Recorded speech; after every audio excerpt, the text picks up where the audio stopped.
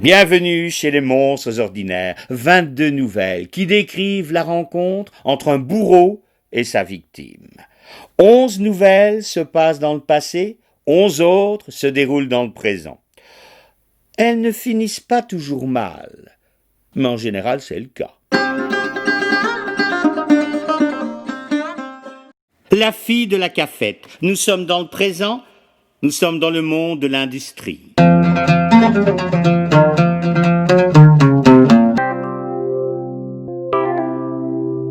La réunion du conseil d'administration s'avère des plus houleuses. Pour la première fois, un plan social doit être décidé dans cette entreprise. Plan social d'autant plus inattendu que la société vient d'afficher un bénéfice record.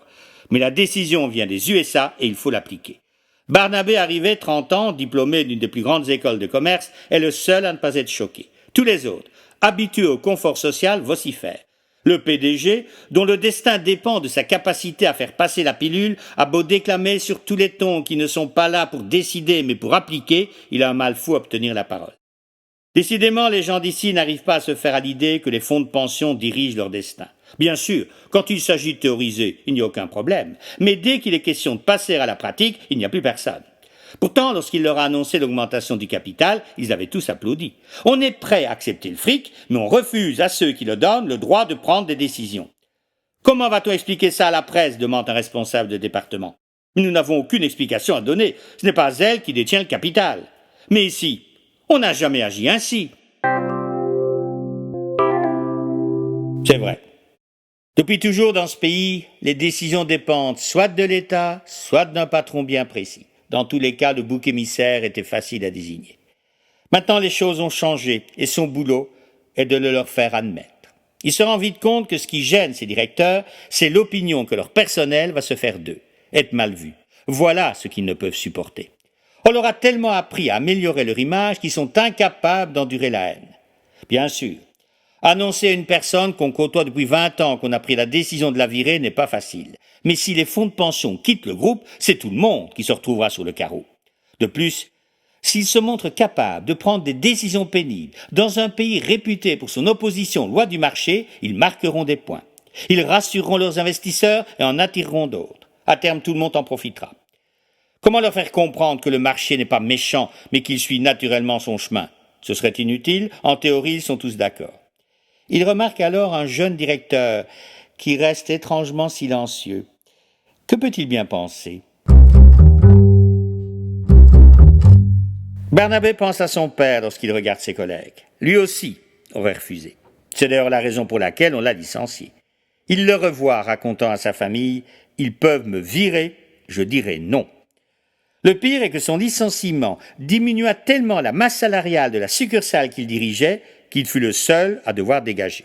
Naturellement, pas un de ses employés qui lui devait sa place ne le remercia. Lorsque son père était revenu à la maison, fier à l'idée d'affronter une direction inhumaine, son fils l'avait admiré. Ensuite, lorsque par honneur il devint victime, Barnabé le plaignit. Mais quand on a été un directeur respecté, qu'on devient une proie du chômage, l'épreuve ne doit pas durer trop longtemps. Car la victime, superbe au début, perd rapidement son aura. Et le souvenir de ce qu'il a été s'estompe rapidement quand il ne sombre pas dans le ridicule. Barnabé détestait son père quand il le voyait décrire à ses copains de bistrot l'homme qu'il avait été. Qu'ils étaient chanceux, ses amis. Pour un verre, ils acceptaient de faire semblant de le croire. Pour deux, ils affirmaient qu'il avait raison. Pour trois, ils répétaient à d'autres ivrognes les phrases que son père avait débitées la veille. Pour quatre, il prenait à témoin un inconnu et demandait à son paternel de lui expliquer lui-même. « Vas-y, tu le feras mieux que nous, qu'il se rende compte !» Barnabé assistait à ces passionnants débats chaque fois que sa mère lui demandait de ramener son père pour le dîner. Enfin, n'ayant plus les moyens de payer des tournées, esselé puis oublié de tous, il resta chez lui, collé à la télévision. Plus le temps passait, plus les émissions choisies étaient débiles. Pendant les publicités, il râlait sur la saloperie des uns, l'ingratitude des autres et l'hypocrisie de tous. Alors Barnabé se mit à le mépriser. Il souffrait lorsque dans une fête de famille, il entendait dire qu'il a été directeur. 11 ans après son licenciement, il mourait d'une cirrhose du foie. De temps en temps, lorsqu'elle trouvait que Barnabé le dénigrait ou n'en disait pas assez de bien, la veuve défendait son époux en le décrivant. Trop bon, trop con. Lui, Barnabé, ne sera jamais ni bon ni con. Il pense souvent à ces gens que son père a sauvés et qui l'ont ignoré. Un mot de remerciement, une marque d'affection l'aurait peut-être sauvé. Véronique respire la joie de vivre, surtout depuis qu'elle est devenue co-responsable de la cafette. Il faut dire qu'elles ne sont que deux, situation où il n'est pas très difficile d'être nommé co-responsable. À 25 ans, elle a trouvé le job qu'il lui fallait. Un humour à toute épreuve, une certaine rondeur qu'accentue une petite taille mais qu'agrémente une poitrine aussi belle que voluptueuse et un visage charmant la prédestinée à cet emploi. Toute la journée, elle accueille les gens, leur sert à boire, papote. Pour quelqu'un qui s'est contenté jusque-là de taper des totos à longueur de journée, la cafette possède un goût de paradis en dépit de la diminution de salaire qu'elle a dû accepter. D'ailleurs, même sa collègue, que 20 années derrière le comptoir avait rendu triste, retrouvait des couleurs devant la joie communicative de sa nouvelle copine. Véronique l'a même surprise en train de chantonner. Pas aujourd'hui, car elle est trop tendue. Elles doivent rester plus longtemps parce que les gros bonnets de la boîte se réunissent au 5e étage. Il leur prendra peut-être l'envie de boire un verre à la buvette. Véronique en serait vraiment étonnée. Le CA est toujours accompagné d'amuse-gueules et de boissons. Sa collègue est traqueuse, elle non. Elle est même prête à parier qu'ils ne viendront pas. Et même s'ils viennent, ce sont des hommes comme les autres. Leur manière de boire ne doit pas être très différente de celle du commun des mortels. En attendant, toujours 3 heures subpayées à ne rien faire, si ce n'est leur horoscope. Véronique, qui affirme ne pas y croire, adore ça. Depuis 10 minutes, penchée sur son magazine, elle questionne sa copine qui répond de mauvaise grâce. Bon, finalement, de guerre lasse, et puisque l'autre n'aime pas l'horoscope, elle lui impose un test de personnalité. Quand elle a fini, elle se lance dans le savant calcul des totos. La décision entérinée, le PDG lève la séance et s'efface par la même occasion. Inutilement, tous les directeurs restent assis, prêts à continuer la discussion. 34 ouvrières doivent être licenciées. Chaque directeur de service devra en désigner un certain nombre. Comme tout le monde s'attarde, le PDG hésite à sortir. Barnabé arrivé se lève et s'approche de lui. Peu prête attention à cette conversation. Le PDG lui adresse un regard de remerciement, se rassoit et rouvre la séance. Puisque visiblement personne n'a le courage de licencier, je vous offre 3 jours de congé à partir de ce soir. Pendant que vous vous reposerez, notre ami Barnabé désignera les personnes à licencier. Le fait qu'ils ne connaissent pas ceux qui travaillent dans vos services respectifs garantira son objectivité. Il décidera sur dossier et annoncera lui-même son sort à la personne concernée. J'en profite au passage pour saluer son courage. Afin qu'ils ne doivent pas se promener dans les services, l'annonce se fera dans la grande salle. Barnabé lève le doigt et le PDG lui donne la parole. Bien entendu, précise-t-il, si certains d'entre vous désirent préserver ou éliminer certaines personnes, je les invite à me donner leurs instructions que je suivrai à la lettre, et ce, dans une totale confidentialité. Comme ça, vous n'avez rien à craindre, ajouta le PDG méprisant. Ils regardent tous Barnabé un peu soulagé et particulièrement envieux du bond en avant qu'il vient d'effectuer dans la société. Paul de Virante sent qu'il y a là une occasion à saisir. Il se lève. Si notre ami désire de l'aide, je me tiens à sa disposition. Excellent, conclut le PDG. Vous ne serez pas trop de deux. Il parcourt lentement l'assemblée du regard et ajoute narquois « D'autres volontaires ?» L'ensemble des participants, à l'exception des 2 vainqueurs du jour, regardent leurs pantalons. Le PDG lève la séance. Avant de sortir, il s'approche des 2 héros et les remercie personnellement. Dans l'ascenseur silencieux, Barnabé goûte le bon coup qu'il vient de réaliser. L'ascenseur descend, mais son ascenseur social à lui vient de réaliser une énorme progression.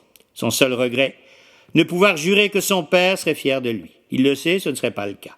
Finalement, qu'importe. Si son père avait été comme lui, sa mère aurait été heureuse, il aurait une adolescence aussi belle que son enfance et son paternel serait mort riche et respecté. Cette pensée le réconforte. Dans l'ascenseur, un collègue, mal à l'aise, lui avoue « Ils ont bien fait de nous donner congé. Je serais incapable de les regarder en face. Je me demande comment vous allez faire. » Barnabé ne sait s'il doit prendre cette remarque comme une critique ou comme une preuve de bêtise. Il fixe son interlocuteur droit dans les yeux. « Je vous offre un verre à la cafette ?» Médusé, l'autre l'observe. Puis, Lorsque la porte s'ouvre, il dit simplement « Je suis trop vieux ». Barnabé se dirige d'un pas alerte vers la cafette. Véronique termine cette auto et décrit le cas de sa copine à très haute voix. Plongée dans sa revue, elle ne voit pas le jeune cadre s'arrêter à l'autre extrémité du comptoir et ne peut donc se douter qu'il l'observe. Sa copine veut intervenir, il la fait taire d'un geste. Il reste là, longuement, à la regarder, le cou tendu, tel un héron. Après quelques longues minutes, intriguée du silence de sa collègue, Véronique soulève la tête, voit le directeur, sourit et lui demande, en éclatant de rire à la vue de sa consoeur pétrifiée, ce qu'il désire boire. Elle lui sert ce qu'il demande et croit bon d'ajouter « C'est bien que vous soyez venu. Tant vous, on aurait poireauté toute la soirée pour rien. » Il croit montrer sa mauvaise humeur en soulevant le menton. Dans le service qu'il dirige, cette attitude provoque l'angoisse de ses subordonnés. Seulement ici, elle ne fait qu'accentuer le côté héron de son personnage et l'oblige à baisser les yeux, ce qui le rend particulièrement ridicule. D'ailleurs, les yeux de Véronique brillent d'ironie et son sourire a atteint le second degré. « J'aurai ainsi la joie de pouvoir enfin être utile à quelque chose », exprime-t-il dans un sourire crispé. Un silence pesant s'installe alors qu'il déguste son verre de vin. Pour alléger l'ambiance, Véronique lui demande si la réunion est terminée. Il répond par l'affirmative. Elle se tourne vers sa copine qui ressemble à une statue. « On va pouvoir aller au lit. » Il dépose son verre et lâche fâché. « Bon, je ne vais pas vous déranger plus longtemps. » Elle sourit et il les quitte, sans dire au revoir. Quand il est sorti, sa copine lui demande si elle n'est pas folle de parler ainsi à un directeur. « On s'en fout, c'est pas notre chef. » Heureusement, hein, quels laidrons. Elles éclatent de rire et se détendent en ironisant sur le physique de Barnabé. C'est le grand jour. La veille, De Virante et lui ont décidé des éliminations en respectant les consignes des directeurs. Maintenant que le choix est fait, il faut l'annoncer. Barnabé a décidé de convoquer tout le personnel dès leur arrivée. Il propose à son collègue de se partager la tâche. Chacun ira chercher la personne licenciée, lui expliquera les raisons de son licenciement, lui donnera son chèque en lui faisant signer des documents qui l'empêcheront de porter plainte et l'emmènera au taxi.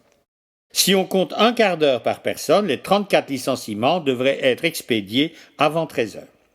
De toute façon, on ne déjeunera qu'après, se désole-t-il. Il faut absolument empêcher qu'ils aient le temps de réagir. On risquerait la révolution, confirme son complice. Dans son bureau, chacun trouve sa liste. Heureusement, ils ont pensé à mettre une photo à côté de chaque visage. Barnabé s'avance parmi le personnel, s'arrête devant sa première victime, lui demande si elle s'appelle bien Géraldine Dupont. Elle confirme. Il sourit et l'invite à le suivre. À peine entré dans son bureau, sans même l'inviter à s'asseoir, il lui signifie brutalement la décision de l'entreprise. Je voudrais d'abord que vous sachiez que la mission que la société m'a confiée est une des pires que je puisse imaginer. Nous allons vivre un moment pénible. Je vous supplie, pour vous et pour moi, de faire en sorte qu'il soit le plus court possible. Nous sommes obligés de vous licencier. Votre valeur n'est nullement en cause, mais nous devons faire des sacrifices. Naturellement, nous avons songé à votre bien-être. Voici un chèque correspondant à 6 mois de salaire. Vous voudrez bien signer ce reçu et ce papier qui vous permettra de toucher les assédiques. Au grand étonnement de Barnabé, Madame Dupont signe sans dire un mot et prend son chèque, tétanisé. Il se lève. « Je vous raccompagne. » Elle le regarde incrédule. « J'arrête tout de suite. Nous n'allons pas vous demander de travailler. » Il la raccompagne jusqu'au vestiaire, la regarde mettre son manteau et devine qu'elle aimerait aller saluer ses copines. « Bon, dit-il rapidement, donnez-moi votre badge. » « Mais je n'ai pas dit au revoir. Le taxi que nous vous avons réservé attend. Ne vous inquiétez pas. Nous avons prévu d'organiser un pot d'adieu en l'honneur de celles qui doivent nous quitter. Nous vous appellerons. » Il la prend par le bras, sort, elle le taxi, ouvre la porte de la voiture, la referme sur une dame au bord des larmes et ajoute « À bientôt !» La voiture démarre. Il regarde sa montre. L'opération n'a duré que 12 minutes. Finalement, c'est plus facile que prévu. Suivante, pense-t-il. Il va la chercher, l'opération se déroule comme la précédente. Mais au moment de la signature, la dame demande « Et si je ne signe pas ?» Il croise ses deux mains dans son dos, soulève son manteau, baisse les yeux, obligé, puis lâche « Nous irons devant les tribunaux. Je tiens quand même à vous prévenir que l'entreprise possède un excellent avocat. Nous avons tout notre temps. » À part cette petite accroche, l'opération se déroule à nouveau, parfaitement. Véronique se demande bien pourquoi on les oblige à passer la matinée ici. Bon, d'accord, la salle de réunion est le seul endroit où l'on peut mettre tout le monde, et si tout le personnel est ici, personne n'ira à la cafette. Mais elle est tout de même convaincue que la nouvelle qu'on va leur communiquer ne concerne pas la buvette. On les a invités, sa collègue et elle, parce qu'on ignore leur fonction. Elle déteste ces réunions. Elle est habituée à rencontrer les autres de l'autre côté du comptoir et les considère presque comme des clients. Le fait de les voir là, tremblant de peur, la gêne. Puis ces deux cons qui viennent les chercher une par une sans aucune explication. C'est la première fois qu'elle constate qu'en dehors de l'encadrement, tout le personnel de la boîte est féminin. Notre entreprise est décidément à la pointe du progrès, songe-t-elle en souriant. Elle observe sa collègue et devine son angoisse. Parano comme elle est, pense-t-elle, elle doit se faire un de ces cinémas. Si ça tombe, on leur demande seulement de choisir un cadeau de Noël. Elle constate vite qu'elle est la seule à ne pas s'inquiéter. À ce moment, elle se sent indiscrète, presque indécente. Tout à coup, une ouvrière arrive en criant « Non, je veux leur dire au revoir !» Elle déboule comme une folle dans la salle en hurlant qu'elle est virée. Toute l'entoure, perplexe. Derrière, De Virène balbutie, incapable de répondre aux questions qui fusent de toutes parts. Finalement, il ne trouve pas d'autre solution que de crier à la fille en pleurs « Un taxi vous est offert. Vous le prenez ou vous préférez en prendre un à vos frais ?» Elle le regarde, médusée. 15 ans de servitude la conduit à le suivre sans rien dire, vaincue. Dès qu'elle s'éloigne, un brouhaha s'installe au moment même où Barnabé vient quérir sa 10e victime. On l'entoure, on le questionne. Il raidit son menton, croise ses mains dans son dos et glacial articule « Je ne parlerai que lorsque tout le monde sera assis ». Toutes s'asseyent, certaines à contre-cœur. Il attend patiemment que chacune soit immobile et silencieuse. Puis d'une voix basse, il articule « L'entreprise se doit de diminuer sa masse salariale. Ça veut dire qu'on va nous virer. On n'a pas encore trouvé d'autres méthodes. » Les cris redoublent. Il attend, se demande où se trouve son collègue, regarde sa montre. Quand le calme revient, il parcourt l'assemblée d'un regard terrible. Nous avons une liste de noms. Nous avons le droit de la modifier à notre guise. Si certaines veulent partir, qu'elles le disent. La précision de la menace les tétanise. Véronique, qui ne s'est pas levée, reste immobile, observant la scène.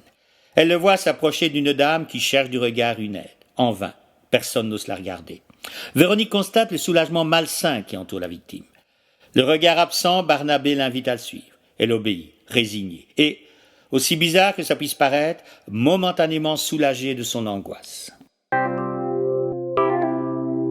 Galamment, il la fait passer devant lui pour sortir de la salle. Il monte ainsi dans son bureau. Du coin de l'œil, il voit son collègue écroulé à sa table. « Ça va ?» interroge-t-il alors que la victime attend, immobile. L'autre lui fait signe qu'il n'en peut plus. « Attends-moi là, dit-il. Je la termine et je reviens. » Le fait que la licenciée connaisse son sort accélère la procédure. La faiblesse de son collègue, dont forcément tout le monde sera au courant, le renforce. Assez joyeux, il revient près de son complice qui lui renouvelle son impossibilité à y retourner. On peut se partager les rôles. Je vais les chercher, te les amène, on les fait signer ensemble et tu les conduis au taxi. Son collègue lui jette un œil plein de gratitude qui témoigne en même temps qu'il reconnaît la supériorité de Barnabé. L'opération ne traîne pas. La pression est forte, mais il est plus fort que la pression. Curieusement, cette tension l'amène à détester la personne qui l'emmène dans son bureau. Sa présence à ses côtés l'énerve au plus haut point. Il n'éprouve pour elle aucune compassion. Dès qu'il arrive dans la salle, le silence s'installe. Il avance, au milieu de tous ses yeux baissés, tremblant à l'idée que ses pas ne l'arrêtent devant eux. Que de lâcheté au mètre carré. Chaque fois qu'il s'arrête, il sent un soulagement parcourir la salle lorsqu'il prononce sa phrase rituelle « Veuillez me suivre ».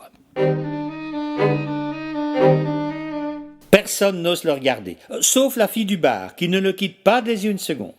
Elle a même croisé ses jambes nues et posé ses bourrelets dans le fond du siège pour le défier. Il a l'impression qu'elle l'analyse. Le pire est qu'elle va s'en tirer. Personne ne doit quitter la cafette. Il s'arrête devant la dernière victime qui le suit en pleurant. Quand il le voit, son collègue, soulagé, lui lâche « C'est fini ?» Un moment. Barnabé se tourne vers la dame. « Attendez-moi là. » Il la laisse devant le bureau, entre, ferme la porte et demande à son collègue de sortir les 2 filles de la cafette. Il repère celle qui lui a manqué de respect, vérifie que personne ne la protège et pose une question à son compagnon qui, comme réponse, se contente de hausser les épaules. Barnabé sort de son bureau, invite la dame, qui se voit déjà au chômage, à entrer et lui demande « Ça vous dirait de travailler à la cafette ?» Elle hésite, il insiste « Oui ou non ?» Elle fait signe oui de la tête. « Suivez-moi. » Accompagné de la dame, il descend, pénètre dans la salle où un murmure les accueille. Du coin de l'œil, il aperçoit la rescapée montrer d'un geste à une collègue qu'elle n'y peut rien. Il s'avance vers Véronique, fixe au travers de ses lunettes ses jambes nues d'un regard hautain et lui déclare « Veuillez me suivre ». Il se tourne vers le personnel et lâche « Vous pouvez regagner vos postes, l'opération est terminée ». Dans un silence glacial, toutes se lèvent lâchement soulagées. Véronique se redresse, regarde celle qui est revenue, comprend ce qui s'est passé et reste immobile au milieu de la salle. « Veuillez me suivre ». Elle ne bouge pas. Il s'approche d'elle, le menton soulevé. « Veuillez me suivre », répète-t-il. Toujours immobile, elle fixe son regard et ne peut retenir une petite larme. Ce long silence le gêne. Plus il regarde ce visage autrefois rieur, plus il se rend compte qu'il vient de casser par caprice le bonheur d'une gentille fille. En plus, elle était très populaire à la cafette. Sa réaction n'a pas été professionnelle, il a agi trop vite. Maintenant, il est trop tard pour revenir en arrière, il sent que tout le monde l'observe. Surtout ne pas fléchir, ce serait trop bête. Allons, un peu de courage. Tout à coup, il la voit renifler une larme. Quelques secondes, il cherche une solution, il n'en trouve pas. Tant pis, c'est lui ou elle. Pas question qu'il perde la face. Il sort un sopalin de sa poche et d'un ton qu'il veut méprisant lâche « Vous voulez un mouchoir ?» Calmement, Véronique enlève les lunettes d'un Barnabé incrédule, les plie lentement et lui administre une gifle monumentale avant d'articuler « Pauvre minable !» À ce moment, devant le personnel médusé, Barnabé éclate en sanglots.